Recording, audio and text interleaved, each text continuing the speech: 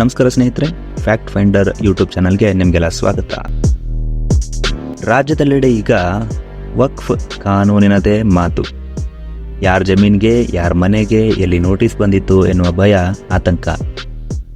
ಇಂಥದೇ ಪ್ರಕರಣಗಳನ್ನು ನಾವು ಇತ್ತೀಚೆಗೆ ಕರ್ನಾಟಕದ ಹಲವಾರು ಜಿಲ್ಲೆಗಳಲ್ಲಿ ನೋಡ್ತಾ ಇದ್ದೇವೆ. ಇದು ಕರ್ನಾಟಕದಲ್ಲಿ ಅಷ್ಟೇ ಅಲ್ಲದೆ ದೇಶದ ತುಂಬ ನಡೆಯುತ್ತಿರುವಂತಹ ವಿವಾದ ಆಗಿದೆ. ವಕ್ಫ್ ಮಂಡಳಿಗಳು ಪ್ರಸ್ತುತ ಭಾರತದಾದ್ಯಂತ 9.4 ಲಕ್ಷ ಎಕರೆಗಳಷ್ಟು ವ್ಯಾಪಿಸಿರುವಂತಹ ಜಾಗದಲ್ಲಿ 8.7 ಲಕ್ಷ ಆಸ್ತಿಗಳನ್ನು ನಿರ್ವಹಣೆ ಮಾಡ್ತವೆ. ಇದ್ರ ಬಗ್ಗೆ ಇನ್ನು ಮುಂದೆ ಡೀಟೇಲ್ ಆಗಿ ನೋಡೋಣ. ಅದಲ್ಲದೆ ಇಂಥದೇ ಒಂದು ವಿವಾದ ಮಧ್ಯಪ್ರದೇಶದಲ್ಲೂ ಕೂಡ ನಡೆದಿದ್ದು, ಎಂಪಿಯ ಮಾನ್ಯ ಹೈಕೋರ್ಟ್ ಜಡ್ಜ್ ಆದಂತಹ ಗುರ್ಪಾಲ್ ಸಿಂಗ್ ಅಹುಲುವಾಲಿ ಅವರು ಇಡೀ ಭಾರತವನ್ನೇಕೆ ನೀವು ವಕ್ಫ್ ಅಂತ ಘೋಷಣೆ ಮಾಡಿಬಿಡಬಾರದು ಅಂತ ಗುಡುಗಿದ್ದಾರೆ. ಸ್ನೇಹಿತರೆ, ಏನಿದು ವಕ್ಫ್? ಎಲ್ಲಿಂದ ಬಂತು ಇಷ್ಟೊಂದು ಆಸ್ತಿ? ಇದನ್ನು ಮೇಂಟೈನ್ ಮಾಡ್ತಾ ಇರೋರು ಯಾರು? ಇದರ ಅಧಿಕಾರಗಳೇನು? ಇದರ ಇತಿಹಾಸ ಏನು ಅನ್ನೋದನ್ನು ಸ್ವಲ್ಪ ಆಳಕ್ಕೆ ಇಳಿದು ನೋಡೋಣ. ಅದಕ್ಕಿಂತ ಮುಂಚೆ ನೀವು ನಮ್ಮ ಫ್ಯಾಕ್ಟ್ ಫೈಂಡರ್ ಯೂಟ್ಯೂಬ್ ಚಾನಲ್ಗೆ ಸಬ್ಸ್ಕ್ರೈಬ್ ಆಗಿಲ್ಲ ಅಂದರೆ ಸಬ್ಸ್ಕ್ರೈಬ್ ಮಾಡ್ಕೊಳ್ಳಿ. ನೋಟಿಫಿಕೇಷನ್ಗೋಸ್ಕರ ಪಕ್ಕದಲ್ಲಿರೋ ಬೆಲ್ ಐಕಾನನ್ನು ಪ್ರೆಸ್ ಮಾಡಿ. ಸ್ನೇಹಿತರೆ, ಇದರ ಅರ್ಥವನ್ನು ನೋಡೋದಾದರೆ, ವಕ್ಫ್ ಎನ್ನುವುದು ಇಸ್ಲಾಮಿಕ್ ಕಾನೂನಿನ ಅಡಿಯಲ್ಲಿ ಧಾರ್ಮಿಕ ಅಥವಾ ದತ್ತಿ ಉದ್ದೇಶಗಳಿಗಾಗಿ ಅಲ್ಪಸಂಖ್ಯಾತರಿಗೋಸ್ಕರ ಮೀಸಲಿಡತಕ್ಕಂತಹ ಆಸ್ತಿ. ಈ ಆಸ್ತಿಯ ದುರ್ಬಳಕೆ, ಮಾರಾಟ ಅಥವಾ ವರ್ಗಾವಣೆನ ನಿಷೇಧ ಮಾಡಲಾಗಿದೆ. ಇಸ್ಲಾಮಿಕ್ ಕಾನೂನಿನ ಪ್ರಕಾರ ವಕ್ಫ್ ಆಸ್ತಿಗಳು ಅಲ್ಲಾಗೆ ದಯಪಾಲಿಸಲ್ಪಟ್ಟಂತೆ ಮತ್ತೆ ಈ ಆಸ್ತಿನ ನಿರ್ವಹಿಸಲು ಮುತವಲ್ಲಿ ಅಥವಾ ಮ್ಯಾನೇಜರ್ನ ನೇಮಕ ಮಾಡಲಾಗ್ತದೆ. ಇನ್ನು ಭಾರತದಲ್ಲಿ ವಕ್ಫ್ ಹೇಗೆ ಬೆಳೀತು, ಎಲ್ಲಿಂದ ಶುರುವಾಯಿತು ಅನ್ನೋದನ್ನು ನೋಡೋದಾದರೆ, ದೆಹಲಿ ಸುಲ್ತಾನರ ಆರಂಭಿಕ ದಿನಗಳಿಂದಲೇ ಇದನ್ನು ನೋಡ್ಬೋದು. ದೆಹಲಿ ಸುಲ್ತಾನರು ನಂತರ ಬಂದಂತಹ ಇಸ್ಲಾಮಿಕ್ ರಾಜವಂಶಗಳು ಭಾರತದಲ್ಲಿ ವಕ್ಫ್ ಆಸ್ತಿಗಳ ಸಂಖ್ಯೆಯನ್ನು ಹೆಚ್ಚು ಮಾಡ್ತಲೇ ಹೋದವು. ದೆಹಲಿ ಸುಲ್ತಾನರ ಸುಲ್ತಾನ್ ಮುಯಿಜುದ್ದೀನ್ ಸಾಮ್ಗೋರ್ ಮುಲ್ತಾನಿನ ಜಾಮಾ ಮಸೀದಿಯ ಪರವಾಗಿ 2 ಗ್ರಾಮಗಳನ್ನು ಮತ್ತು ಅದರ ಆಡಳಿತವನ್ನು ಶೇಖುಲ್ ಇಸ್ಲಾಂ ಎನ್ನುವಂಥ ವ್ಯಕ್ತಿಗೆ ಹಸ್ತಾಂತರಿಸಿ ಇದು ವಕ್ಫ್ಗೆ ಸಂಬಂಧಪಟ್ಟಿದ್ದು ಅಂತ ಹೇಳಿದರು. ಇಲ್ಲಿಂದ ವಕ್ಫ್ ಅನ್ನೋದು ಶುರುವಾಗುತ್ತೆ. 19ನೇ ಶತಮಾನದ ಉತ್ತರಾರ್ಧದಲ್ಲಿ ಭಾರತದಲ್ಲಿ ವಕ್ಫ್ಗಳ ನಿರ್ಮೂಲನೆಗೆ ಸಂಬಂಧಿಸಿದಂತೆ ಒಂದು ಪ್ರಕರಣ ಇತ್ತು. ಅದನ್ನು 4 ಬ್ರಿಟಿಷ್ ನ್ಯಾಯಾಧೀಶರು ಹ್ಯಾಂಡಲ್ ಮಾಡ್ತಾ ಇದ್ರು. ಈ ಪ್ರಕರಣವನ್ನು ಆಲಿಸಿದಂಥ 4 ನ್ಯಾಯಾಧೀಶರು ವಕ್ಫ್ ಒಂದು ಕೆಟ್ಟ ಮತ್ತು ಅತ್ಯಂತ ವಿನಾಶಕಾರಿ ಎಂದು ವಿವರಣೆ ನೀಡಿ ವಕ್ಫನ್ನು ಅಮಾನ್ಯ ಅಂತ ಘೋಷಣೆ ಮಾಡಿದರು. ಆದಾಗ್ಯೂ ಕೂಡ 4 ನ್ಯಾಯಾಧೀಶರ ನಿರ್ಧಾರವನ್ನು ಭಾರತದಲ್ಲಿ ಅಂಗೀಕಾರ ಮಾಡಲಿಲ್ಲ. 1913ರ ಮುಸಲ್ಮಾನ್ ವಕ್ಫ್ ಮೌಲ್ಯೀಕರಿಸುವ ಕಾಯ್ದೆ ಭಾರತದಲ್ಲಿ ಈ ವಕ್ಫ್ ಸಂಸ್ಥೆನ ಉಳಿಸ್ತು. ಅಂದಿನಿಂದ ಇಂದಿನವರೆಗೆ ವಕ್ಫ್ಗಳನ್ನು ಕಡಿವಾಣ ಹಾಕುವ ಪ್ರಯತ್ನ ನಡೆದಿಲ್ಲ. ಇನ್ನು ಈ ವಕ್ಫ್ನ ತಿದ್ದುಪಡಿಗಳು ಅಥವಾ ಬೆಳವಣಿಗೆಯನ್ನು ನೋಡೋದಾದರೆ, 1923ರಲ್ಲಿ ಇದರ ಮೊದಲ ತಿದ್ದುಪಡಿ ಆಯಿತು. ಅದಾದ ನಂತರ 1954ರಲ್ಲಿ, ನಂತರ 1995ರ ಕಾಯ್ದೆ ಮುಸ್ಲಿಮರಿಗೆ ಇನ್ನಷ್ಟು ಅನುಕೂಲಕರವಾಗುವಂತೆ ಆಸ್ತಿಗಳನ್ನು ಅತಿಕ್ರಮಿಸುವ ಕಾನೂನನ್ನಾಗಿ ಮಾಡಿತು. ಈ ವಕ್ಫ್ ಮಂಡಳಿ ತನ್ನ ಅಧಿಕಾರ ವ್ಯಾಪ್ತಿಯಲ್ಲಿರುವ ಸಿವಿಲ್ ನ್ಯಾಯಾಲಯದ ಬದಲಿಗೆ ಕಾರ್ಯನಿರ್ವಹಿಸುತ್ತದೆ. ವಕ್ಫ್ ಮಂಡಳಿಗಳನ್ನು ಸಿವಿಲ್ ನ್ಯಾಯಾಲಯವೆಂದು ಪರಿಗಣಿಸಲಾಗಿ ಮತ್ತು ಸಿವಿಲ್ ಪ್ರಕ್ರಿಯಾ ಸಂಹಿತೆ 1908ರ ಅಡಿಯಲ್ಲಿ ಸಿವಿಲ್ ನ್ಯಾಯಾಲಯ ಚಲಾಯಿಸುವಂತಹ ಎಲ್ಲ ಅಧಿಕಾರಗಳು ಮತ್ತು ಕಾರ್ಯಗಳನ್ನು ಚಲಾಯಿಸುವಂತಹ ಅಧಿಕಾರ ವಕ್ಫ್ಗೆ ಇದೆ. ನ್ಯಾಯಮಂಡಳಿಯ ನಿರ್ಧಾರ ಅಂತಿಮವಾಗಿರುತ್ತದೆ. ಈ ವಕ್ಫ್ ಟ್ರಿಬ್ಯುನಲ್ ಸಿವಿಲ್ ನ್ಯಾಯಾಲಯಗಳನ್ನು ಮೀರಿ ನಿರ್ಧಾರಗಳನ್ನು ತೆಗೆದುಕೊಳ್ಳುವಂತಹ ಶಕ್ತಿ ಇದಕ್ಕಿದೆ. ಅದರರ್ಥ, ಅನ್ಯಾಯಕ್ಕೆ ಒಳಗಾದಂತಹ ಯಾವುದೇ ವ್ಯಕ್ತಿ ಸಿವಿಲ್ ಕೋರ್ಟ್ಗೆ ನ್ಯಾಯಕ್ಕೋಸ್ಕರ ಹೋಗುವಂತಿಲ್ಲ. ಇಲ್ಲಿ ಟ್ರಿಬ್ಯುನಲ್ ನಿರ್ಧಾರವೇ ಅಂತಿಮ ನಿರ್ಧಾರ. ಆ ವ್ಯಕ್ತಿ ಹೈಕೋರ್ಟ್ಗೆ ಮನವಿ ಮಾಡಿದ್ರು, ಒಂದು ವೇಳೆ ಹೈಕೋರ್ಟ್ಗೆ ಆ ಮನವಿ ಸಮಂಜಸವಾಗಿದೆ ಅನಿಸಿದರೆ ಮಾತ್ರ ಪರ್ಮಿಷನ್ ಕೊಡುತ್ತೆ, ಇಲ್ಲ ಅಂದ್ರೆ ಇಲ್ಲ. ಈ ಒಂದು ಪದ್ಧತಿಯನ್ನ ರದ್ದು ಮಾಡಲಿಕ್ಕೆ ಅಂತಾನೆ 2022ರಲ್ಲಿ ಒಂದು ಮಸೂದೆನ ತಗೊಂಬಂದ್ರು. ಈ 1995ರ ವಕ್ಫ್ ಕಾಯ್ದೆಗೆ ತಿದ್ದುಪಡಿ ಮಾಡಲು 2023 ಡಿಸೆಂಬರ್ 8ರಂದು ಈ ತಿದ್ದುಪಡಿಯನ್ನ ರಾಜ್ಯಸಭೆಯಲ್ಲಿ ಮಂಡಿಸಲಾಯಿತು. ಇನ್ನು ವಕ್ಫ್ ಆಸ್ತಿಗಳನ್ನು ಹಿಂದೆ ಪಡೆಯಬಹುದಾ ಅನ್ನುವಂಥ ಪ್ರಶ್ನೆಗೆ ಉತ್ತರ, ವಕ್ಫ್ ಆಸ್ತಿಗಳನ್ನು ಹಿಂದೆ ಪಡೆಯಲು ಸಾಧ್ಯ ಇಲ್ಲ. ಒಂದು ಸಲ ಒಂದು ಆಸ್ತಿ ವಕ್ಫ್ ಅಂತ ಆದರೆ ಅದು ಯಾವಾಗಲೂ ವಕ್ಫ್ ಆಗಿಯೇ ಉಳಿಯುತ್ತದೆ. ಅದನ್ನು ಬದಲಾಯಿಸೋಕ್ಕೆ ಆಗೋದಿಲ್ಲ. ಭಾರತದಲ್ಲಿ ವಕ್ಫ್ ಬೋರ್ಡ್ಗಳು ಅತಿ ದೊಡ್ಡ ನಗರ ಭೂಮಾಲೀಕರು ಮಾತ್ರವಲ್ಲ, ಅವುಗಳನ್ನು ಕಾನೂನುಬದ್ಧವಾಗಿ ರಕ್ಷಿಸುವ ಕಾಯ್ದೆಯನ್ನು ಸಹ ಹೊಂದಿವೆ.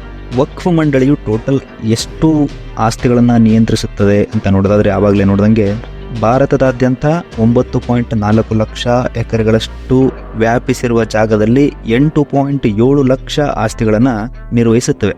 ಇದರ ಅಂದಾಜು ಮೌಲ್ಯ 1.2 ಲಕ್ಷ ಕೋಟಿ. ಭಾರತವು ವಿಶ್ವದಲ್ಲಿಯೇ ಅತಿ ದೊಡ್ಡ ವಕ್ಫ್ ಹಿಡುವಳಿಯನ್ನು ಹೊಂದಿದೆ.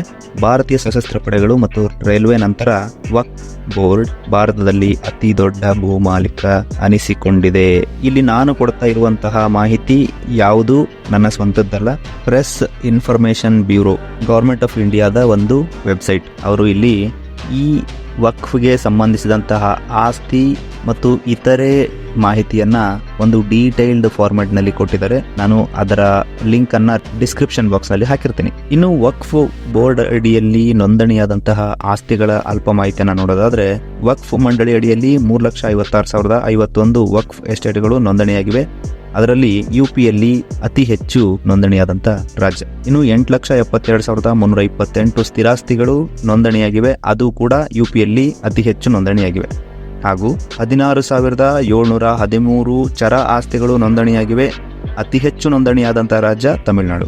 ಇನ್ನು ವಕ್ಫ್ ಬೋರ್ಡ್ ಇದುವರೆಗೆ 3,30,000 ಡಿಜಿಟಲೈಸ್ಡ್ ಮಾಡಿದ ದಾಖಲೆಗಳನ್ನು ಹೊಂದಿದೆ. ಇಲ್ಲಿ ಇಷ್ಟೆಲ್ಲ ಆಸ್ತಿಯನ್ನ ಹೊಂದದಂತ ವಕ್ಫ್ ಬೋರ್ಡ್ ಏನೆಲ್ಲ ಸಮಸ್ಯೆಗಳನ್ನ ಎದುರಿಸ್ತಾ ಇದೆ ಅಂತ ನೋಡೋದಾದ್ರೆ, ವಕ್ಫ್ ಆಸ್ತಿಗಳಲ್ಲಿ ಅವ್ಯವಹಾರ. ಬೆಟ್ ದ್ವಾರಕಾದಲ್ಲಿನ 2 ದ್ವೀಪಗಳ ಮೇಲೆ ವಕ್ಫ್ಗೆ ಹಕ್ಕುಗಳು. ಇದು ನ್ಯಾಯಾಲಯಕ್ಕೆ ಗೊಂದಲಮಯವಾಗಿ ಇದನ್ನ ಪರಿಗಣನೆ ಮಾಡಲಾಗಿಲ್ಲ. ಇನ್ನು ದಾವೆ ಮತ್ತು ದುರುಪಯೋಗ. ವಕ್ಫ್ ಕಾಯ್ದೆ 1995 ಮತ್ತು 2013ರ ತಿದ್ದುಪಡಿ ಇಲ್ಲಿ ಅಸಮರ್ಥವಾಗಿದೆ. ಮುತವಲ್ಲೀಸ್ ಅವರ ಅಧಿಕಾರ ದುರುಪಯೋಗವಾಗಿದೆ. ಆಸ್ತಿಗಳ ಸರಿಯಾದ ಖಾತೆಯನ್ನ ನಿರ್ವಹಿಸಿಲ್ಲ ಅನ್ನೋದು ಇಲ್ಲಿ ಒಂದು ಸಮಸ್ಯೆ. ಇನ್ನು ನ್ಯಾಯಾಂಗದ ಮೇಲುಸ್ತುವಾರಿ ಇಲ್ಲ. ಟ್ರಿಬ್ಯುನಲ್ ನ್ಯಾಯಾಧಿಕರಣದ ತೀರ್ಪುಗಳ ಮೇಲೆ ನ್ಯಾಯಾಂಗದ ಮೇಲುಸ್ತುವಾರಿ ಇಲ್ಲ. ಇದು ವಕ್ಫ್ ಆಸ್ತಿಗಳ ನಿರ್ವಹಣೆಯಲ್ಲಿ ಪಾರದರ್ಶಕತೆ ಇಲ್ಲ ಎನ್ನುವುದನ್ನು ಎತ್ತಿ ತೋರಿಸುತ್ತದೆ. ಅತೃಪ್ತಿಕರ ಸರ್ವೆ ಕಾರ್ಯ. ಸರ್ವೆ ಆಯುಕ್ತರಿಂದ ವಕ್ಫ್ ಆಸ್ತಿಗಳ ಸರ್ವೆ ಕಾರ್ಯ ಆಗದೇ ಇರುವುದು ಒಂದು ಸಮಸ್ಯೆ. ಗುಜರಾತ್ ಮತ್ತು ಉತ್ತರಾಖಂಡ ರಾಜ್ಯಗಳಲ್ಲಿ ವಕ್ಫ್ ಆಸ್ತಿಗಳ ಸಮೀಕ್ಷೆಯನ್ನು ಇನ್ನೂ ಪ್ರಾರಂಭ ಮಾಡಬೇಕಿದೆ. 2014ರಲ್ಲಿ ಸರ್ವೆಗೆ ಆದೇಶ ನೀಡಲಾಗಿತ್ತು, ಆದರೆ ಇನ್ನೂ ಆರಂಭವಾಗಿಲ್ಲ. ಯಾಕೆ ಆರಂಭವಾಗಿಲ್ಲ ಅಂತ ಕೇಳಿದಾಗ ಕೊಟ್ಟಂತ ಉತ್ತರ, ಸರ್ವೆ ಆಯುಕ್ತರು ಎಕ್ಸ್ಪೀರಿಯನ್ಸ್ಡ್ ಆಗಿಲ್ಲ ಅನ್ನುವಂಥ ಒಂದು ಉತ್ತರ. ಇನ್ನು ನಿಬಂಧನೆಗಳ ದುರ್ಬಳಕೆ. ವಕ್ಫ್ ಕಾಯ್ದೆ ಸೆಕ್ಷನ್ 40ನ ಯಾವುದೇ ಆಸ್ತಿಯನ್ನ ವಕ್ಫ್ ಆಸ್ತಿಯನ್ನಾಗಿ ಸ್ವಾಧೀನಪಡಿಸಿಕೊಳ್ಳಲು ಮತ್ತು ಘೋಷಿಸಲು ವ್ಯಾಪಕವಾಗಿ ದುರ್ಬಳಕೆ ಮಾಡಲಾಗಿದೆ ಅನ್ನುವಂತಹ ದೂರುಗಳು ಕೇಳಿ ಬಂದಿವೆ. ಇನ್ನು ಸಾಂವಿಧಾನಿಕ ಸಿಂಧುತ್ವ. ವಕ್ಫ್ ಕಾಯ್ದೆ ದೇಶದ ಒಂದು ಧರ್ಮದ ಧಾರ್ಮಿಕ ಆಸ್ತಿಗಳಿಗೆ ವಿಶೇಷ ಕಾಯ್ದೆಯಾಗಿದ್ದು, ಯಾವುದೇ ಇತರ ಧರ್ಮಗಳಿಗೆ ಇಂತಹ ಒಂದು ಕಾನೂನು ಅಸ್ತಿತ್ವದಲ್ಲಿ ಇಲ್ಲ. ಸದ್ಯಕ್ಕೆ ದೆಹಲಿ ಹೈಕೋರ್ಟ್ನಲ್ಲಿ ಈ ಪ್ರಶ್ನೆನ ಕೇಳುವ ಒಂದು ಪಬ್ಲಿಕ್ ಇಂಟ್ರೆಸ್ಟ್ ಲಿಟಿಗೇಷನ್ ಅನ್ನು ಸಲ್ಲಿಸಲಾಗಿದೆ. ವಕ್ಫ್ನ ಸಾಂವಿಧಾನಿಕ ಸಿಂಧುತ್ವಕ್ಕೆ ಸಂಬಂಧಪಟ್ಟಂತೆ ಈ ಅರ್ಜಿಯ ಕುರಿತು ದೆಹಲಿ ಹೈಕೋರ್ಟ್ ಕೇಂದ್ರ ಸರ್ಕಾರಕ್ಕೆ ನೋಟಿಸ್ ಅನ್ನು ಜಾರಿ ಮಾಡಿದೆ. ಹೀಗೆ ವಕ್ಫ್ಗೆ ಸಂಬಂಧಿಸಿದ ಎಷ್ಟು ದೂರುಗಳನ್ನ ಸಚಿವಾಲಯ ಸ್ವೀಕಾರ ಮಾಡಿದೆ ಅಂತ ನೋಡೋದಾದ್ರೆ, ವಕ್ಫ್ ಭೂಮಿಯ ಉದ್ದೇಶಪೂರ್ವಕ ಅತಿಕ್ರಮಣ ಮತ್ತು ವಕ್ಫ್ ಆಸ್ತಿಗಳ ದುರುಪಯೋಗದಂತಹ ವಿಷಯಗಳ ಕುರಿತು ಸಚಿವಾಲಯವು ಮುಸ್ಲಿಮರು ಮತ್ತು ಮುಸ್ಲಿಮೇತರರಿಂದ ಹೆಚ್ಚಿನ ಸಂಖ್ಯೆಯ ದೂರುಗಳನ್ನು ಸ್ವೀಕಾರ ಮಾಡಿದೆ. ಸಚಿವಾಲಯ ಸ್ವೀಕರಿಸಿದ ದೂರುಗಳ ನೋಡಿದಾಗ ಏಪ್ರಿಲ್ 2023ರಿಂದ ಸ್ವೀಕರಿಸಿದ 148 ದೂರುಗಳಲ್ಲಿ ಹೆಚ್ಚಾಗಿ ಅತಿಕ್ರಮಣ, ಅಕ್ರಮ ಮಾರಾಟ, ಸರ್ವೆ ಮತ್ತು ನೋಂದಣಿ ವಿಳಂಬ ಮತ್ತು ಮುತವಲ್ಲಿಗಳ ವಿರುದ್ಧ ದೂರುಗಳಿಗೆ ಸಂಬಂಧಪಟ್ಟಂತೆ ಹೆಚ್ಚಿನ ದೂರುಗಳಿವೆ. ಕೇಂದ್ರೀಕೃತ ಸಾರ್ವಜನಿಕ ಕುಂದುಕೊರತೆ ಪರಿಹಾರ ಮತ್ತು ಮಾನಿಟರಿಂಗ್ ವ್ಯವಸ್ಥೆ ಸಚಿವಾಲಯ ಏಪ್ರಿಲ್ 2022ರಿಂದ ಮಾರ್ಚ್ 2023ರವರೆಗೆ ಸ್ವೀಕರಿಸಿದಂತಹ 566 ದೂರುಗಳಲ್ಲಿ 194 ವಕ್ಫ್ ಭೂಮಿಯನ್ನ ಒತ್ತುವರಿ ಮಾಡಿದ್ದಾಗಿ, ಇನ್ನು ವರ್ಗಾವಣೆಗೆ ಸಂಬಂಧಿಸಿದಂತೆ 194 ದೂರುಗಳು ಮತ್ತು ಬೋರ್ಡ್ ಅಥವಾ ಮುತವಲ್ಲಿಸ್ ಅಧಿಕಾರಿಗಳ ವಿರುದ್ಧ 93 ದೂರುಗಳಿವೆ ಅಂತ ದೃಢೀಕರಣ ಮಾಡಲಾಗಿದೆ. ಅದಲ್ಲದೆ ವಕ್ಫ್ ಆಸ್ತಿಗಳ ನೋಂದಣಿ ವಿಳಂಬ, ವಕ್ಫ್ ಮಂಡಳಿಯಿಂದ ಮಾರುಕಟ್ಟೆ ಮೌಲ್ಯಕ್ಕಿಂತ ಕಡಿಮೆ ಬಾಡಿಗೆ ಪಡೆಯುವುದು, ಭೂಮಿ ಮೇಲೆ ವ್ಯಾಪಕವಾದ ಅತಿಕ್ರಮಣ, ವಿಧವೆಯರ ಪಿತ್ರಾರ್ಜಿತ ಹಕ್ಕುಗಳನ್ನು ಕಸ್ಕೊಂಡಿದ್ದು, ಸಮೀಕ್ಷೆಯನ್ನ ಪೂರ್ಣ ಮಾಡದೇ ಇರೋದು, ಹೀಗೆ ಹೇಳ್ತಾ ಹೋದ್ರೆ ಒಂದು ಪಟ್ಟಿಯೇ ರೆಡಿ ಆಗ್ತದೆ. ಇನ್ನು ವಕ್ಫ್ ಆಡಳಿತದಲ್ಲಿ ಎಷ್ಟು ಪ್ರಕರಣಗಳು ಬಾಕಿ ಇವೆ ಅಂತ ನೋಡೋದಾದ್ರೆ, ಸಚಿವಾಲಯದ ಟ್ರಿಬ್ಯುನಲ್ಗಳಲ್ಲಿ 40,951 ಪ್ರಕರಣಗಳು ಬಾಕಿ ಉಳಿದಿವೆ. ಅವುಗಳಲ್ಲಿ 9,942 ಪ್ರಕರಣಗಳು ವಕ್ಫ್ ನಿರ್ವಹಿಸುವ ಸಂಸ್ಥೆಗಳ ವಿರುದ್ಧ ಮುಸ್ಲಿಂ ಸಮುದಾಯದವರೇ ದಾಖಲಿಸಿದ್ದಾರೆ. ಈಗ ಅಸ್ತಿತ್ವದಲ್ಲಿರುವಂತಹ ದೂರುಗಳು ಯಾವುವು ಅನ್ನೋದನ್ನು ನೋಡೋದಾದ್ರೆ, ತಿರುಚೆಂತುರೈ ಗ್ರಾಮ, ತಮಿಳುನಾಡು. ಈ ಗ್ರಾಮದಲ್ಲಿ ಒಬ್ಬ ರೈತ ರಾಜಗೋಪಾಲ್ ಅಂತ, ಅವನು ತನ್ನ ಸಾಲವನ್ನ ಮರುಪಾವತಿ ಮಾಡಲು ಕೃಷಿ ಭೂಮಿನ ಮಾರಾಟ ಮಾಡ್ತಿರ್ತಾನೆ. ಆದರೆ ಮಾರಾಟ ಮಾಡಲು ಸಾಧ್ಯ ಆಗಲಿಲ್ಲ. ಯಾಕಂದ್ರೆ ಆ ಇಡೀ ಗ್ರಾಮವನ್ನು ಐತಿಹಾಸಿಕವಾಗಿ 1956ರಲ್ಲಿ ನವಾಬ್ ಅನ್ವರುದ್ದೀನ್ ಖಾನ್ ಅವರು ವಕ್ಫ್ಗಾಗಿ ದಾನ ಮಾಡಿರ್ತಾರೆ. ಇಲ್ಲಿ ನೋಡಿ ಹೇಗಿದೆ, ಯಾರದೋ ದುಡ್ಡು ಯಲ್ಲಮ್ಮನ ಜಾತ್ರೆ, ಕೊಟ್ಟವನು ಕೋಡಂಗಿ, ಇಸ್ಕೊಂಡವನು ವೀರಭದ್ರ. ಇನ್ನು ಬೆಂಗಳೂರದ ಈದ್ಗಾ ಮೈದಾನದ ಪ್ರಕರಣ. ಬೆಂಗಳೂರು ಈದ್ಗಾ ಮೈದಾನದ ವಿಚಾರದಲ್ಲಿ ಸರ್ಕಾರದ ಪ್ರಕಾರ ಯಾವುದೇ ಮುಸ್ಲಿಂ ಸಂಘಟನೆಗಳಿಗೆ ಹಕ್ಕುಪತ್ರ ವರ್ಗಾವಣೆ ಆಗದೇ ಇದ್ರೂ 1850ರಿಂದ ವಕ್ಫ್ ಆಸ್ತಿ ಅಂತ ಹೇಳಿಕೊಂಡಿರುವುದು ಈಗ ಶಾಶ್ವತವಾಗಿ ವಕ್ಫ್ ಆಸ್ತಿಯಾಗಿ ಪರಿವರ್ತನೆಗೊಂಡಿದೆ. ಇನ್ನು ಸೂರತ್ ಮುನ್ಸಿಪಲ್ ಕಾರ್ಪೊರೇಷನ್ ಪ್ರಕರಣ. ಇತ್ತೀಚೆಗೆ ಗುಜರಾತ್ ವಕ್ಫ್ ಮಂಡಳಿ ಸೂರತ್ ಮುನ್ಸಿಪಲ್ ಕಾರ್ಪೊರೇಷನ್ ಕಟ್ಟಡದ ಮೇಲೆ ಹಕ್ಕನ್ನು ಸಾಧಿಸಿದ್ದು, ಈಗ ದಾಖಲೆಗಳನ್ನು ನವೀಕರಿಸಿದ ಕಾರಣ ಅದು ವಕ್ಫ್ ಆಸ್ತಿಯಾಗಿ ಬದಲಾಗಿದೆ. ವಕ್ಫ್ ಪ್ರಕಾರ ಮೊಘಲರ ಕಾಲದಲ್ಲಿ ಸೂರತ್ ಮುನ್ಸಿಪಲ್ ಕಾರ್ಪೊರೇಷನ್ ಕಟ್ಟಡ ಒಂದು ಧರ್ಮಛತ್ರವಾಗಿತ್ತು ಮತ್ತು ಹಜ್ ಯಾತ್ರೆಯ ಸಮಯದಲ್ಲಿ ಇದನ್ನು ಬಳಕೆ ಮಾಡ್ತಿದ್ರು. ದಾಖಲೆಗಳನ್ನು ನವೀಕರಣ ಮಾಡಲಾರ್ದಂಥ ಕಾರಣ ಈ ಕಟ್ಟಡ ನಂತರ ವಕ್ಫ್ ಆಸ್ತಿ ಆಯಿತು. ಹಾಗೂ ವಕ್ಫ್ ಬೋರ್ಡ್ ಹೇಳುವಂತೆ ಒಮ್ಮೆ ವಕ್ಫ್ ಯಾವಾಗಲೂ ವಕ್ಫ್. ಇನ್ನು ಬೆಟ್ ದ್ವಾರಕಾದಲ್ಲಿನ ದ್ವೀಪಗಳು. ದೇವಭೂಮಿ ದ್ವಾರಕಾದಲ್ಲಿರುವ ಬೆಟ್ ದ್ವಾರಕಾದ 2 ದ್ವೀಪಗಳ ಮಾಲೀಕತ್ವದ ಮೇಲೆ ವಕ್ಫ್ ಮಂಡಳಿಯು ಗುಜರಾತ್ ಹೈಕೋರ್ಟ್ಗೆ ಅರ್ಜಿಯನ್ನು ಬರೆದಿದೆ. ಇದರ ಬಗ್ಗೆ ಗೊಂದಲಕ್ಕೊಳಗಾದಂಥ ಹೈಕೋರ್ಟ್ ನ್ಯಾಯಾಧೀಶರು ಅರ್ಜಿಯನ್ನು ಆಲಿಸಲು ನಿರಾಕರಣೆ ಮಾಡ್ತಾರೆ ಮತ್ತು ಕೃಷ್ಣನಗರಿಯಲ್ಲಿ ವಕ್ಫ್ ಹೇಗೆ ಹಕ್ಕು ಸಾಧಿಸಬಹುದು ಅಂತ ಯೋಚಿಸಿ ಇದರ ಅರ್ಜಿನ ಪರಿಷ್ಕರಿಸಲು ಮಂಡಳಿನ ಕೇಳ್ತಾರೆ. ಇನ್ನೊಂದು ಪ್ರಕರಣ ನೋಡೋದಾದರೆ ಶಿವಶಕ್ತಿ ಸೊಸೈಟಿ ಸೂರತ್ನಲ್ಲಿರುವ ಶಿವಶಕ್ತಿ ಸೊಸೈಟಿಯಲ್ಲಿ ಪ್ಲಾಟ್ನ ಮಾಲೀಕರೊಬ್ಬರು ತಮ್ಮ ನಿವೇಶನನ ಗುಜರಾತ್ ವಕ್ಫ್ ಬೋರ್ಡ್ಗೆ ನೋಂದಾವಣೆ ಮಾಡಿ ಅದನ್ನು ಮುಸ್ಲಿಮರಿಗೆ ಪವಿತ್ರ ಸ್ಥಳವನ್ನಾಗಿ ಮಾಡಿದರು. ಅಲ್ಲಿ ಜನ ಆ ಪ್ಲಾಟ್ಗೆ ನಮಾಜ್ ಮಾಡಲು ಬರಲಿಕ್ಕೆ ಪ್ರಾರಂಭ ಮಾಡಿದರು. ಒಂದು ಹೌಸಿಂಗ್ ಸೊಸೈಟಿಯಲ್ಲಿರುವ ಅಪಾರ್ಟ್ಮೆಂಟನ್ನು ವಕ್ಫ್ ಎಂದು ನೀಡಲು ನಿರ್ಧಾರ ಮಾಡಿದರೆ ಸಮಾಜದ ಇತರ ಸದಸ್ಯರಿಂದ ಯಾವುದೇ ಅಬ್ಜೆಕ್ಷನ್ ಇಲ್ಲದೆ ಹೋದರೆ ಮುಂದೊಂದು ದಿನ ಆ ಪ್ಲಾಟ್ ಮಸೀದಿಯಾಗಿ ಬದಲಾಗಬಹುದು ಎನ್ನುವುದು ಇದರ ಸೂಚನೆ. ಇದನ್ನು ಹೀಗೆ ಬಿಟ್ಟರೆ ಒಂದಿನ ಇಡೀ ಭಾರತವೇ ವಕ್ಫ್ ಎಂದು ಪ್ರಮಾಣೀಕರಿಸುತ್ತಾರೆ ಅಂತ ಆಗಲೇ ಹೇಳ್ದಂಗೆ ಇದಕ್ಕೆ ತಿದ್ದುಪಡಿ ಅವಶ್ಯಕ ಅಂತ ಹೇಳಿ ಆಗಸ್ಟ್ 2024ರಲ್ಲಿ 1995ರ ಕಾಯ್ದೆಗೆ ತಿದ್ದುಪಡಿಯನ್ನು ಮಾಡಲು ಅನುಮೋದನೆಯನ್ನು ಕೇಳಲಾಗಿದೆ. ಇನ್ನು ಇದರ ಪ್ರಮುಖ ಲಕ್ಷಣಗಳು ಯಾವುವು ಅಂತ ನೋಡೋದಾದರೆ ಈ 1995ರ ವಕ್ಫ್ ಕಾಯ್ದೆಯ ಮರುನಾಮಕರಣ ಮಾಡಲಾಗಿದೆ. ಈ ಕಾಯ್ದೆಯನ್ನು ಏಕೀಕೃತ ವಕ್ಫ್ ನಿರ್ವಹಣೆ, ಸಬಲೀಕರಣ, ದಕ್ಷತೆ ಮತ್ತು ಅಭಿವೃದ್ಧಿ ಕಾಯ್ದೆ 1995 ಅಂತ ಮರುನಾಮಕರಣ ಮಾಡಲಾಗಿದೆ. ಇನ್ನು ಒಂದು ಆಸ್ತಿನ ವಕ್ಫ್ ಅಂತ ಘೋಷಣೆ ಮಾಡಬೇಕು ಅಂತಂದರೆ ಯಾವ ರೀತಿಯೆಲ್ಲ ಮಾಡ್ಬೋದು? ಒಂದು, ಘೋಷಣೆ ಮಾಡೋದ್ರ ಮೂಲಕ. ಎರಡನೇದು, ದೀರ್ಘಕಾಲೀನ ಬಳಕೆಯ ಆಧಾರದ ಮೇಲೆ ಗುರುತು ಮಾಡೋದು, ಅದು ಬಳಕೆದಾರರಿಂದ ಮಾತ್ರ. ಇನ್ನು ಉತ್ತರಾಧಿಕಾರಿ ಕೊನೆಗೊಂಡಾಗ. ಇದನ್ನು ವಕ್ಫ್ ಅಲಾಲ್ ಔಲಾದ್ ಅಂತ ಕರೀತಾರೆ. ಕನಿಷ್ಠ 5 ವರ್ಷಗಳ ಕಾಲ ಇಸ್ಲಾಂ ಧರ್ಮವನ್ನು ಆಚರಿಸುವಂತಹ ವ್ಯಕ್ತಿ ಮಾತ್ರ ವಕ್ಫನ್ನು ಘೋಷಣೆ ಮಾಡಬಹುದು. ಘೋಷಿಸಲಾದ ವ್ಯಕ್ತಿಯು ಕಡ್ಡಾಯವಾಗಿ ಆ ಆಸ್ತಿಯನ್ನು ಹೊಂದಿರಲೇಬೇಕು. ಯಾವುದೇ ಒಂದು ಆಸ್ತಿನ ತಗೊಂಡೋಗಿ ಇದು ವಕ್ಫ್ಗೆ ಸೇರಿದ್ದು ಅಂತ ಹೇಳುವಂತೆ ಇಲ್ಲ. ಮತ್ತು ವಕ್ಫ್ ಎಂದು ಸರ್ಕಾರಿ ಆಸ್ತಿಯನ್ನು ಯಾರು ನಿರ್ಧಾರ ಮಾಡ್ತಾರೆ? ವಕ್ಫ್ ಎಂದು ಗುರುತಿಸಲಾದಂತಹ ಸರ್ಕಾರಿ ಆಸ್ತಿ ಹಾಗೆ ಇರ್ತದೆ.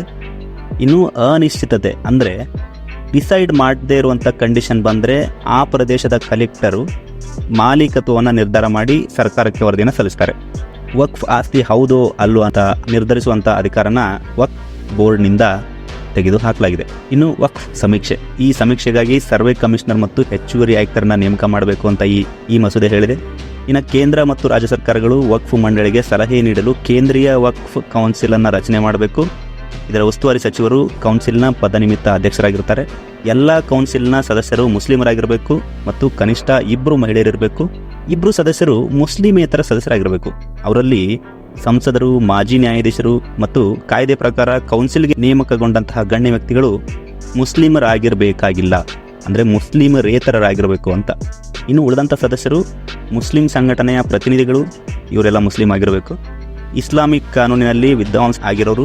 ಇನ್ನು ನ್ಯಾಯಮಂಡಳಿಗಳ ಆದೇಶಗಳ ಮೇಲ್ಮನವಿಯನ್ನು ನೋಡೋದಾದರೆ ಕಾಯ್ದೆ ಅಡಿಯಲ್ಲಿ ನ್ಯಾಯಮಂಡಳಿಗಳ ನಿರ್ಧಾರಗಳು ಅಂತಿಮವಾಗಿರ್ತವೆ. ಇದರಲ್ಲಿ ಏನೂ ಚೇಂಜಸ್ ಇಲ್ಲ. ನ್ಯಾಯಾಲಯಗಳಲ್ಲಿ ಅದರ ನಿರ್ಧಾರಗಳ ವಿರುದ್ಧ ಮೇಲ್ಮನವಿನ ನಿಷೇಧ ಮಾಡಲಾಗಿದೆ. ಒಂದು ವೇಳೆ ಹಾಗೇನಾದರೂ ಹೈಕೋರ್ಟ್ ತನ್ನ ಸ್ವಂತ ಇಚ್ಛೆಯ ಮೇರೆಗೆ ಮಂಡಳಿಯ ಅಥವಾ ಬಾಧಿತ ಪಕ್ಷದ ಅರ್ಜಿಯ ಮೇಲೆ ವಿಷಯಗಳನ್ನು ಪರಿಗಣನೆ ಮಾಡಬಹುದು ಹಾಗೂ ನ್ಯಾಯಮಂಡಳಿಯ ಆದೇಶಗಳನ್ನು 90 ದಿನಗಳಲ್ಲಿ ಅಂದರೆ 3 ತಿಂಗಳುಗಳಲ್ಲಿ ಹೈಕೋರ್ಟ್ನಲ್ಲಿ ಮೇಲ್ಮನವಿ ಸಲ್ಲಿಸಲು ಅವಕಾಶ ಇದೆ. ಇದು ತಿದ್ದುಪಡಿಯ ಒಂದಷ್ಟು ಮಾಹಿತಿ. ಇನ್ನು ವಕ್ಫ್ಗೆ ಸಂಬಂಧಿಸಿದಂತೆ ಕರ್ನಾಟಕ ರಾಜ್ಯದಲ್ಲಿ ಏನೆಲ್ಲ ನಡೀತಾ ಇದೆ ಅಂತ ನೋಡೋದಾದ್ರೆ, ಕರ್ನಾಟಕ ವಕ್ಫ್ ಹಗರಣ ಇದೇ ಮೊದಲನೇದಲ್ಲ. ಈ ಹಿಂದೆ ಕೂಡ ಒಂದು ದೊಡ್ಡ ಹಗರಣ ನಡೆದಿತ್ತು. ಈ ಹಗರಣ ಭಾರತದ ಅತಿದೊಡ್ಡ ಆಸ್ತಿ ಹಗರಣಗಳಲ್ಲಿ ಒಂದು ಅಂತ ಪರಿಗಣನೆ ಮಾಡಿದೆ. ಇದು ಸುಮಾರು 2012ರಲ್ಲಿ ಬಹಿರಂಗ ಆಯಿತು.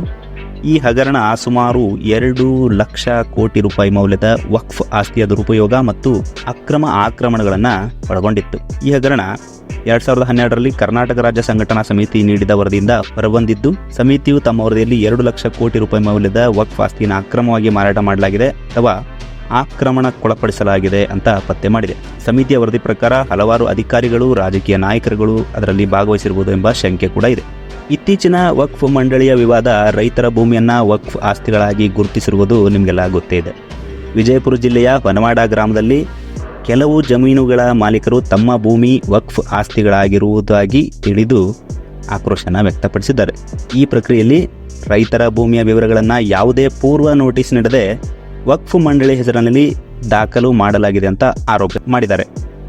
ಇದರಿಂದ ರಾಜ್ಯದ ಹಲವೆಡೆ ರೈತರು, ರಾಜಕೀಯ ಮುಖಂಡರು ಪ್ರತಿಭಟನೆಗಳನ್ನು ಹಮ್ಮಿಕೊಂಡಿದ್ದಾರೆ ಮತ್ತು ತಮ್ಮ ಭೂಮಿನ ವಾಪಸ್ ಪಡಿಬೇಕು ಅಂತ ಒತ್ತಾಯ ಮಾಡ್ತಿದ್ದಾರೆ. ರೈತರಿಗೆ ಸಂಬಂಧಿಸಿದಂತೆ 1500 ಎಕರೆ ಭೂಮಿ ಆಸ್ತಿನ ವಕ್ಫ್ ಕಬಳಿಕೆ ಮಾಡಿದೆ ಅಂತ ಬೆಂಗಳೂರು ಎಂಪಿ ತೇಜಸ್ವಿ ಸೂರ್ಯ ಆಕ್ರೋಶ ವ್ಯಕ್ತಪಡಿಸಿ ಇದಕ್ಕೆ ಪರಿಹಾರ ಹುಡುಕದೆ ಬಿಡುವ ಮಾತೇ ಇಲ್ಲ ಅಂತ ಭರವಸೆ ನೀಡಿದ್ದಾರೆ. ಇದಕ್ಕೆ ಪ್ರತಿಕ್ರಿಯಿಸಿರುವ ವಿಜಯಪುರದವರೇ ಆದಂತಹ ಸಚಿವ ಎಂ.ಬಿ. ಪಾಟೀಲ್ ಅವರು, ಬೇರೆ ಗ್ರಾಮದವರಿಗೆ ನೋಟಿಸ್ ಕೊಟ್ಟಿದ್ದೇವೆ, ಹೊನವಾಡದಲ್ಲಿ ನೋಟಿಸ್ ಕೊಟ್ಟಿಲ್ಲ. ಅದು 1974ರ ಗಜೆಟ್ ನೋಟಿಸ್ನಲ್ಲಿ ಆದಂತಹ ತಪ್ಪು. ಹಾಗಾಗಿ ನೋಟಿಸ್ನ ಮರಳಿ ಪಡೆಯಲು ಆದೇಶ ಮಾಡಲಾಗಿದೆ ಅಂತ ಹೇಳಿದ್ದಾರೆ. ಇದು ಒಂಥರ ಸಮಸ್ಯೆ. ಆದರೆ ಇನ್ನು ಸವಣೂರು ತಾಲೂಕಿನ ಕಡ್ಕೋಳ ಗ್ರಾಮದಲ್ಲಿ ಇನ್ನೊಂಥರ ಸಮಸ್ಯೆ. ಅಕ್ಟೋಬರ್ 30ರಂದು ಮುಸ್ಲಿಂ ಮೇಲೆ ಹಿಂದೂ ಸಮುದಾಯ ಜನ ಹಲ್ಲೆ ನಡೆಸಿದ ಹಿಂದೂಗಳಿಗೆ ಲೋಕಲ್ ವಕ್ಫ್ ಬೋರ್ಡಿಂದ ನೋಟಿಸ್ ಜಾರಿ ಮಾಡಿದ್ದಾರೆ. ಈ ಪ್ರಕರಣದಲ್ಲಿ ಕಲ್ಲು ತೂರಾಟ ಅಂತೂ ನಡೆದಿದ್ದು 5 ಜನರಿಗೆ ಗಾಯಗಳಾಗಿವೆ. ಇನ್ನು ಮಾಧ್ಯಮಗಳು ಹೇಳುವ ಹಾಗೆ ಇವಷ್ಟೇ ಅಲ್ಲ, ಕಲಬುರಗಿ, ಚಿತ್ರದುರ್ಗ, ಹಾವೇರಿ, ಯಾದಗಿರಿ, ಧಾರವಾಡ ಹಾಗೂ ಗದಗ ಜಿಲ್ಲೆಗಳಲ್ಲಿ ಇಂತಹದ್ದೇ ಸಮಸ್ಯೆಗಳು ಕಂಡುಬಂದಿವೆ. ಜಗಳ ಮತ್ತು ಕಲ್ಲು ತೂರಾಟಗಳಿಗೆ ಆಸ್ತಿ ಕಸಿದುಕೊಳ್ಳುವ ಕಾನೂನು ಯಾವಾಗ ಬಂತು, ಯಾರು ಹುಟ್ಟಾಕಿದ್ರು ಅಂತ ನನಗಂತೂ ಗೊತ್ತಾಗ್ತಾ ಇಲ್ಲ. ಇಷ್ಟೆಲ್ಲ ಅನ್ಯಾಯ ನಡೀತಾ ಇದ್ದರೂ ರಾಜ್ಯ ಸರ್ಕಾರ ಕಣ್ಣು ಮುಚ್ಕೊಂಡು ಕೂತಿದೆಯಾ? ಈ ಪ್ರಕರಣದ ವಿಷಯವಾಗಿ ಎಂಪಿಯ ಹೈಕೋರ್ಟ್ ಜಡ್ಜ್ ಅವರು ಪ್ರತಿಕ್ರಿಯಿಸಿದ ರೀತಿನ ನಾವು ಆಗಲೇ ಸ್ಟಾರ್ಟಿಂಗಲ್ಲೇ ನೋಡಿದ್ದೀವಿ. ಈ ವಿವಾದ ಸಾಮಾನ್ಯ ಜನರ ಆತಂಕವನ್ನು ಹೆಚ್ಚಂತೂ ಮಾಡಿದೆ. ಏಕೆಂದರೆ ಸಂಕೀರ್ಣತೆಯಿಂದ ತುಂಬಿದ ಈ ಸ್ಥಿತಿಯು ರಾಜ್ಯ ರಾಜಕೀಯ ಮತ್ತು ಜನರ ಭಾವನೆಗಳಿಗೆ ದೊಡ್ಡ ಪ್ರಮಾಣದಲ್ಲಿ ಪರಿಣಾಮ ಬೀರ್ತಾ ಇದೆ. ಕರ್ನಾಟಕದಲ್ಲಿ ವಕ್ಫ್ ಆಸ್ತಿ ವಿವಾದದ ಹಿನ್ನೆಲೆಯಲ್ಲಿ ರಾಜ್ಯದ ಅಲ್ಪಸಂಖ್ಯಾತ ಸಚಿವ ಜಮೀರ್ ಅಹಮದ್ ಖಾನ್ ಮತ್ತು ಬೆಂಬಲಿಗರು ಈ ವಿಷಯದ ಬಗ್ಗೆ ಬಿಜೆಪಿ ಮಾಡುತ್ತಿರುವ ಆರೋಪಗಳಿಗೆ ಈ ಸಮಸ್ಯೆನ ಬಿಜೆಪಿ ಸರ್ಕಾರವೇ ಜನರ ಮುಂದಿಟ್ಟಿದೆ. ಈಗ ಹಿಂದೂಗಳಿಗೆ ತಾವು ಅವರ ಹಿತದರ್ಶಕರು ಅಂತ ತೋರಿಸಲು ಪ್ರಯತ್ನ ಮಾಡ್ತಾ ಇದೆ ಅಂತ ಹೇಳಿ ಆಸ್ತಿ ಬಿಕ್ಕಟ್ಟಿನ ಬಗ್ಗೆ ಬಲವಂತವಾಗಿ ಎಚ್ಚರಿಕೆ ಪತ್ರಗಳನ್ನು ಕೊನೆಗೆ ನೀಡಿದ್ದು ಇವು ಹಿಂದಿನ ಬಿಜೆಪಿ ಆಡಳಿತದಲ್ಲಿ ನಡೆದಿದೆ ಅಂತ ಹೇಳಿಕೆಯನ್ನು ನೀಡಿದ್ದಾರೆ.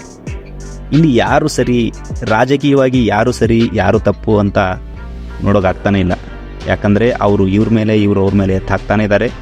ಅದೇನೇ ಇರಲಿ, ಬೋರ್ಡಿಂದ ಅನ್ಯಾಯ ಆಗ್ತಿರೋದು ಮಾತ್ರ ಎಲ್ಲರ ಕಣ್ಣಿಗೆ ಎದ್ದು ಕಾಣಿಸ್ತಾ ಇದೆ. ಬಿಜೆಪಿ ಕಾಂಗ್ರೆಸ್ ಬಿಜೆಪಿ ಅಂತ ಗಂಡ ಹೆಂಡರ ನಡುವೆ ಕೂಸು ನಾಶ ಆದೀತು ಅನ್ನುವಂತಹ ಒಂದು ಗಾದೆ ನಮಗಿಲ್ಲಿ ಈ ಸಮಯ ಸಂದರ್ಭಕ್ಕೆ ಸರಿ ಹೊಂದುವ ಥರ ಕಾಣಿಸ್ತಾ ಇದೆ. ವಕ್ಫ್ನ ಬಗ್ಗೆ ನಿಮ್ಮ ಅಭಿಪ್ರಾಯ ಏನು ಮಾಡ್ತಾ ಇದೆ, ಏನಾಗ್ತಾ ಇದೆ ಅನ್ನೋದನ್ನು ಕಮೆಂಟ್ ಮೂಲಕ ಕಮೆಂಟ್ ಬಾಕ್ಸ್ನಲ್ಲಿ ತಿಳಿಸಿ. ಹಾಗೆ ನೀವಿನ್ನು ನಮ್ಮ ಫ್ಯಾಕ್ಟ್ ಫೈಂಡರ್ ಯೂಟ್ಯೂಬ್ ಚಾನಲ್ನ ಸಬ್ಸ್ಕ್ರೈಬ್ ಮಾಡಿಲ್ಲ ಅಂದರೆ ಸಬ್ಸ್ಕ್ರೈಬ್ ಮಾಡ್ಕೊಳ್ಳಿ. ನೋಟಿಫಿಕೇಷನ್ಗೋಸ್ಕರ ಪಕ್ಕದಲ್ಲಿರೋ ಬೆಲ್ ಐಕನ್ನ ಪ್ರೆಸ್ ಮಾಡಿ. ನೋಡೋದ್ರಲ್ಲ ಸ್ನೇಹಿತರೆ, ಇದು ವಕ್ಫ್ನ ಬಗ್ಗೆ ಸ್ವಲ್ಪ ಮಾಹಿತಿಯಾಗಿತ್ತು. ಮುಂದಿನ ವಿಡಿಯೋದಲ್ಲಿ ಮತ್ತಷ್ಟು ಮಾಹಿತಿಯೊಂದಿಗೆ ಸಿಗೋಣ. ಅಲ್ಲಿಯವರೆಗೆ ಜೈ ಹಿಂದ್, ಜೈ ಕರ್ನಾಟಕ.